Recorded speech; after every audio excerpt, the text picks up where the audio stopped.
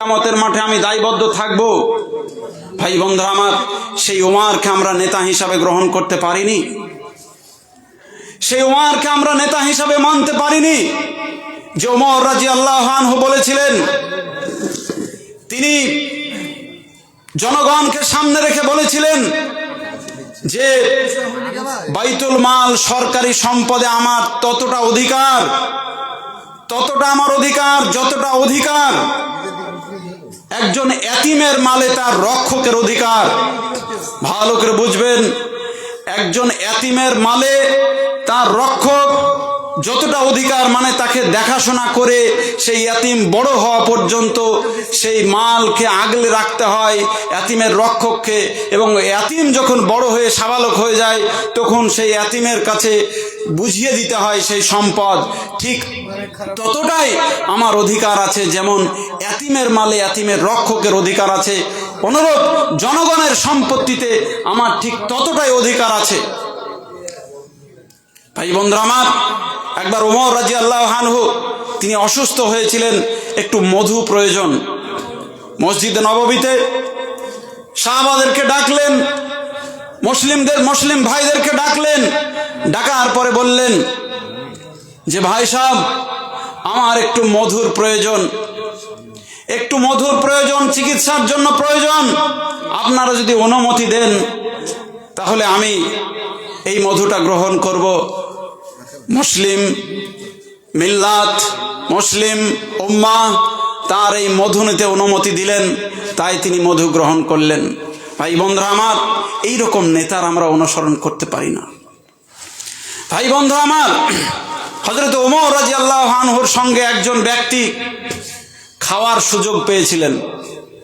আপনি যদি মুখ্যমন্ত্রীর সঙ্গে খাওয়ার যদি সুযোগ পান তাহলে আপনি কি ভাববেন বলুন তো? যাক, আজকে তো পৃথিবীতে যত ভালো ভালো খাবার আছে সব খাবো, এটাই তো ভাববেন। মুখ্যমন্ত্রীর কথা বাদ দিলাম, যদি এমএলএর বাড়িতে যান তাহলে আপনি আশা করবেন, তার কারণ এখন ভিআইপি ব্যাপার, এমএলএ মানে বিশাল ব্যাপার। আপনি আশা করবেন ভালো ভালো খাবার আমি খেতে পাবো, কিন্তু খেতে বসে দেখলেন শুধুমাত্র শুকনো রুটি, তারপরেও সেই আটাটা আবার চালা হয়নি। বুঝতে পেরেছেন? শুকনো রুটি, তারপরে সেই রুটির আটাটা চালা হয়নি, শুকলা আছে আটাতে। অতিথি বললেন আর কোনো তরকারি নেই, কিছু নেই, এটাই তিনি খাচ্ছেন। ওমর রাদিয়াল্লাহু আনহু একজন অর্ধ জাহানের শাসক, অর্ধ পৃথিবী করেছো শাসন, ধুলার তক্তে বসি, খেজুর পাতার প্রাসাদ তোমার বারে বারে গেছে খসি। অর্ধ পৃথিবীর শাসক হয়ে তিনি এইভাবে রুটি খাচ্ছেন, আর অতিথি প্রশ্ন করছেন যে আটাটা তো আপনি একটু চেলে খেতে পারেন। ভাই বন্ধু আমার, ওমর রাদিয়াল্লাহু আনহু জবাব দিয়েছিলেন যে আমার অনেক গরিব প্রজা আছে যারা আটা কমে যাবে বলে আটা চালে না, তার কারণ তাদের ফ্যামিলিতে 5টা 10টা মেম্বার আছে, আটা যদি কমে যায় রুটিতে সবারই ভাগে রুটি পুজবে না। তো আমার যারা আমার দেশের জনগণ, তাদের যদি এই অবস্থা হয়, তারা যদি আটা না চালে, তাহলে তো আমি একজন রাখাল মাত্র, আমি তাদের একজন আগলদার মাত্র, আমি কি করে আটা চেলে খেতে পারি? ভাই ভাবুন, এইরকম নেতাকে আমরা অনুসরণ করতে পারি না। আজকে দেখুন, আমরা নেতাদের কথায় ওঠা বসা করি, নেতাদের কথায় নাচানাচি করি, কত মানুষ হত্যা করে, মুসলিমকে হত্যা করে রাজনৈতিক নেতাদের কথায়, কিন্তু দেখুন তাদের কত সিকিউরিটি থাকে। আপনার কি থাকে? আপনি যে মেরে দিলেন একজনকে তার কথায়, আপনি জেলে যাবেন, আপনার পরিবার অসহায় হয়ে পড়বে, আপনার ছেলে মেয়ে শিক্ষা পাবে না, আপনার স্ত্রী দাঁড়ে দাঁড়ে লোকের ঘুরে বেড়াবে, চেয়ে বেড়াবে, আর আপনার নেতা সেই এসি ঘরেই থাকবে, আপনার নেতার সে সিকিউরিটি থাকবে। ভাই বন্ধু আমার, একটু খেয়াল করবেন, এই ধরনের নেতাদের আমরা অনুসরণ করব, এই ধরনের নেতাদের আমরা ফলো করব, বলতে হবে। যাই হোক, দুটো নাম এসেছে, নাসির শেখ 8001 টাকা, আল্লাহ তুমি তার দানকে কবুল করো। আল্লাহুম্মা সাল্লি আলাইহি আল্লাহুম্মা বারিক আলাই, তার যাবতীয় অভাব অভিযোগ যা কিছু আছে আল্লাহ তুমি তার সমস্ত কিছুকে পূরণ করে দাও, তার সমস্ত অভাব অভিযোগকে তুমি দূর করে দাও, তার অসুস্থতা থাকলে দূর করে দাও, তার পরিবারের যদি কেউ কবরবাসী হয়ে যায়, পিতা মাতা দাদু দাদা যাই হোক না কেন, কেউ যদি পরজগতে চলে যায়, সে কি অবস্থায় আছে আমরা কেউই জানি না, আল্লাহ তুমি তার কবরে আযাবকে তুমি মাফ করে দাও, বলুন আল্লাহুম্মা আমিন। শফিউর রহমান JBF 1 ভাটা মালিক, তিনি তার মৃত পিতার নামে 1 গাড়ি ইট লাল পেটি দান করেছেন, আল্লাহ তুমি তার দানকে কবুল করো। আল্লাহুম্মা সাল্লি আলাইহি আল্লাহুম্মা বারিক আলাইহি, আল্লাহ তুমি তার পিতাকে জান্নাতুল ফেরদাউস দান করো। এই যে পিতার নামে দান করা খুব সওয়াবের, যারা মারা গেছে তাদের নামে দান করলে এটা এক্সট্রা সওয়াব। আপনি দান করছেন, আপনার নেকি হচ্ছে, কিন্তু আপনি যখন পিতার নামে দান করবেন, পিতার নেকি হচ্ছে বা আপনার নেকি হচ্ছে। এবার এই দানটা ধরেন আপনার ছেলের হাত দিয়ে দিলেন, ছেলে বয়ে এনে দিল, তাহলে ছেলেরও নেকি হলো, আপনারও নেকি হলো, আপনার পিতারও নেকি হলো। আপনি আপনার ছেলেকে আপনার পিতার নামে দান করতে বললেন, অর্থাৎ সেই ছেলের দাদুর নামে, তাহলে 3 জনই নেকি পেয়ে গেল। ছেলে পেল, বয়ে আনলো সেই জন্যে, যে টাকা দিল সে নেকি পেল, আর যার নামে দান করলো সে নেকি পেল। তো মৃত পিতা, মৃত মাতা, ছেলে, স্ত্রী, শ্বশুর শাশুড়ি তাদের নামে আপনারা দান করবেন, তাতে হবে কি তাদেরও নেকি হবে। তারা আশায় থাকে, তারা কি অবস্থায় থাকে আমরা কেউই জানি না, আর তার সঙ্গে সঙ্গে আমরাও নেকি পেয়ে যাব। যাই হোক, আমরা যারা নিজে দান করব তারাও নেকি পেয়ে যাব। আল্লাহ প্রত্যেকের দান, এ পর্যন্ত যারা দান করেছেন, আল্লাহ তুমি তার প্রত্যেকের দানকে তুমি কবুল করে নাও, এবং আগামীতে কাল সকাল পর্যন্ত যারা দান করবেন, আল্লাহ তুমি তাদের দানও কবুল করে নিও। যাই হোক, যে কথা বলছিলাম, যে এমন নেতাকে আমাদেরকে অনুসরণ করতে হবে, যে নেতা আমাদেরকে সুশাসন দেবে, যে নেতা আমাদেরকে কখনো খারাপের দিকে প্রভাবিত করবে না, যে নেতা আমাদেরকে বলবে না যে অমুকজনকে মার্ডার করে দাও টাকা দিচ্ছি, এটা বলবে না, যে নেতা আমাদেরকে আল্লাহর দিকে আহ্বান করবে, দ্বীনের দিকে আহ্বান করবে, ভালো কাজের দিকে আহ্বান করবে, সেই নেতার আমাদেরকে অনুসরণ করতে হবে, সেই নেতার দিকে আমাদেরকে ঝুঁকে পড়তে হবে। ভাই বন্ধুরা আমার, আজকে ভাবুন যে আমরা ইসলামিক নেতাদেরকে হারিয়ে ফেলে, তাদের আচরণ, তাদের আচার ব্যবহারকে আমরা ভুলে গিয়ে দুনিয়াবি যে সমস্ত নেতা নিয়ে মত্ত আছি, সেই নেতারাও এই ইসলামিক নেতাদেরকে ফলো করেন। ভাই বন্ধুরা আমার, যে ওমর রাদিয়াল্লাহু আনহুর কথা বলছিলাম, আবু বকর রাদিয়াল্লাহু আনহুর কথা বলছিলাম, আজ থেকে বহুত দিন আগে 1947 সালে যখন আমাদের দেশ স্বাধীন হয়, এই ভারতবর্ষ যখন ব্রিটিশদের হাত থেকে রক্ষা পায়, স্বাধীনতা পায়, সেই সময় আমাদের দেশে নতুন সরকার গঠিত হয়েছিল। সেই নতুন সরকার, সেই মন্ত্রিসভার সামনে মহাত্মা গান্ধী বলেছিলেন যে আপনারা খুব সাদাসিধে এবং অনাড়ম্বর জীবন যাপন করুন, খুব সাদামাটা জীবন যাপন করুন। এর জন্য আমি শ্রীরামকৃষ্ণ এবং রামচন্দ্রের উদাহরণ দিতে পারবো না, তার কারণ তারা কোনো ঐতিহাসিক চরিত্র নন। তবে আমি কথা নিশ্চিতভাবে বলতে পারি যে হযরত আবু বকর এবং ওমর, যারা বিশাল সাম্রাজ্যের মালিক হয়েও তারা খুব সাদাসিধে জীবনযাপন করতেন, যাদের জীবন ছিল অড়ানম্বর, যাদের জীবন ছিল একবারে সাদামাটা, সেই জীবন তারা যাপন করেছেন, আমি তাদের উদাহরণ দিতে পারি। কিন্তু আমি শ্রীকৃষ্ণের এবং রামচন্দ্রের উদাহরণ আমি দিতে পারি না, এ কথা মহাত্মা গান্ধী বলেছিলেন। এই খবরটা ছাপা হয়েছিল হরিজন পত্রিকায় 27/7/1947 সালে। ভাই বন্ধুরা আমার, আজকে এইরকম অনেক অমুসলিমরা আমাদের যে সমস্ত নেতা তাদের ভূয়সী প্রশংসা করেছেন। ভাই বন্ধুরা আমার, কিন্তু আজকে আমরা কি করছি?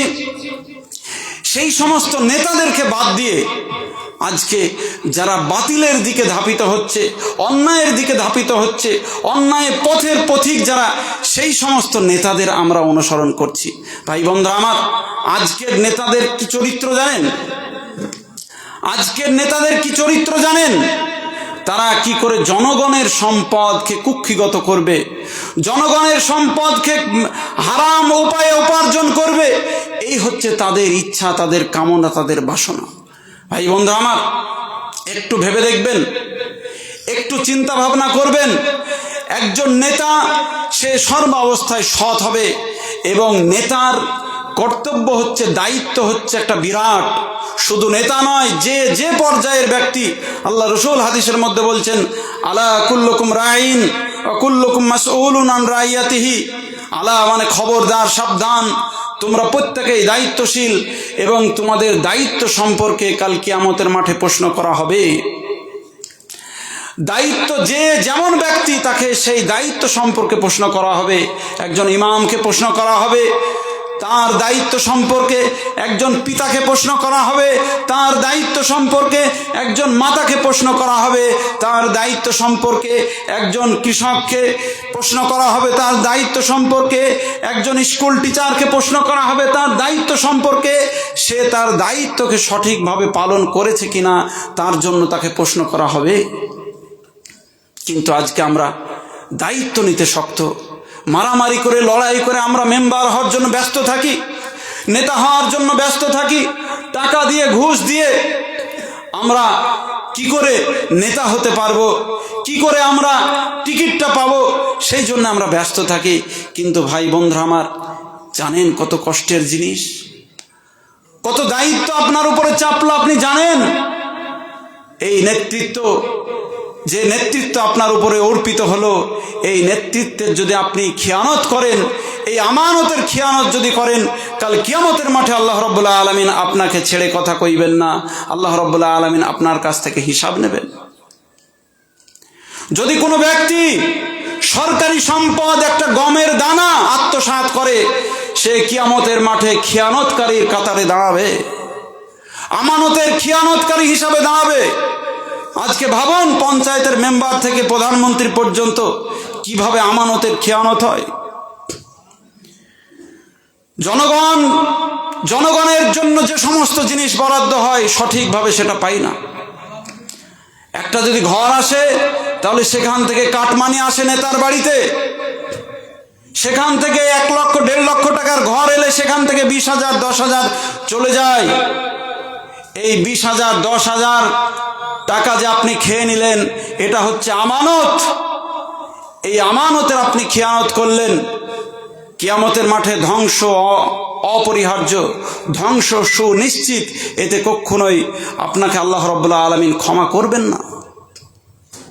আল্লাহ রাব্বুল আলামিন পবিত্র কোরআনে বলছেন, ওয়াইলুল লিল মুতাফফিফিন, ধ্বংস সুনিশ্চিত যারা মাপে কম দেয়, ওজনে কম দেয়, তাদের ধ্বংস সুনিশ্চিত।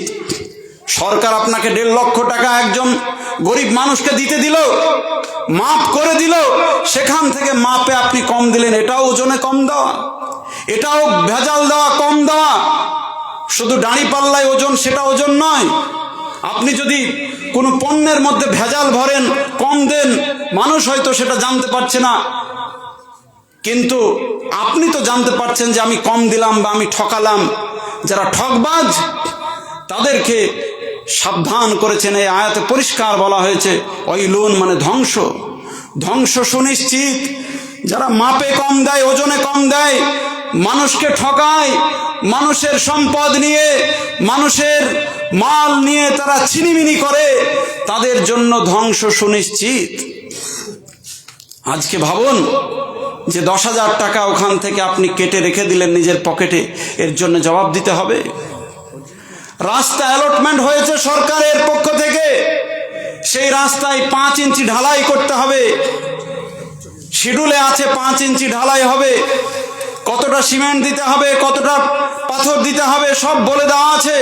তারপরে আপনি ইচ্ছাকৃত কম দিলেন বেশি লাভ করার জন্য, ঢালাইটা 4 ইঞ্চি করে দিলেন। সাবধান থাকুন, কাল কিয়ামতের মাঠে অপরাধীর কাতারে আপনাকে দাঁড়াতে হবে, এতে কোনোই সন্দেহ নাই। ভাই বন্ধুরা আমার, আজকে নেতাদের কি চরিত্র! যারা সম্পদ নিয়ে ছিনিমিনি করে, আল্লাহ রাব্বুল আলামিন অন্য সূরায় বলছেন, ওয়াইলুল লিকুল্লি হুমাযাতিল লুমাযা, ধ্বংস সুনিশ্চিত। ধ্বংস সুনিশ্চিত তাদের জন্য যারা সামনে এবং পিছনে পরচর্চা করে, পরনিন্দা করে। আজকে নেতাদের কাজই হচ্ছে এটা, যে ওই নেতার বিরুদ্ধে কথা বলা, আর ওই নেতার কাজ হচ্ছে এই নেতার বিরুদ্ধে কথা বলা। জনগণের কল্যাণে কাজ নাই, জনগণের কি করে উন্নতি হবে এ নিয়ে কোনো নেতার ভাবনা চিন্তা নেই। শুধু সমালোচনা, গীবত, পরচর্চা, এতে নেতারা ব্যস্ত থাকছে। এবং সবচেয়ে বর্তমান সময়ে ভয়ঙ্কর রূপ ধারণ করেছে ধর্মীয় উত্তেজনা ছড়ানো, ধর্মীয় প্রতিহিংসা করা, ধর্মীয়ভাবে গীবত করা, পরচর্চা করা, অন্য ধর্মের মানে ভাবাবেগে, অন্য ধর্মগ্রন্থ নিয়ে, অন্য ধর্মের মহাপুরুষদেরকে নিয়ে কটূক্তি করা, তাদের বিরুদ্ধে কুৎসা করা। এটা আজকে নেতাদের চরিত্র হয়ে দাঁড়িয়েছে। এই দুই শ্রেণীর মানুষকে আল্লাহ বললেন ধ্বংস সুনিশ্চিত। ধ্বংস সুনিশ্চিত কাদের জন্য? ওয়াইলুন। প্রথমে এই দুটি আয়াতে ব্যবহার করা হয়েছে, একটা সূরা মুতাফফিফিন, একটা সূরা হুমাজা। দুটি আয়াতেই ওয়াইলুন শব্দ দিয়ে আয়াত শুরু হচ্ছে। একটা আয়াতে আল্লাহ বলছেন যে যারা সম্পদ নিয়ে ছিনিমিনি করে, মানুষের যারা মাল নিয়ে ছিনিমিনি করে, যারা পরের মাল আত্মসাৎ করে, কেড়ে নেয়, তাদের ধ্বংস মানে জাহান্নাম, ধ্বংস মানে জাহান্নাম, তাদের পরাজয়, তাদের দুর্ভোগ। আর যারা মানুষের মান সম্মান ইজ্জত নিয়ে ছিনিমিনি খেলে, তাদের জন্য ধ্বংস সুনিশ্চিত।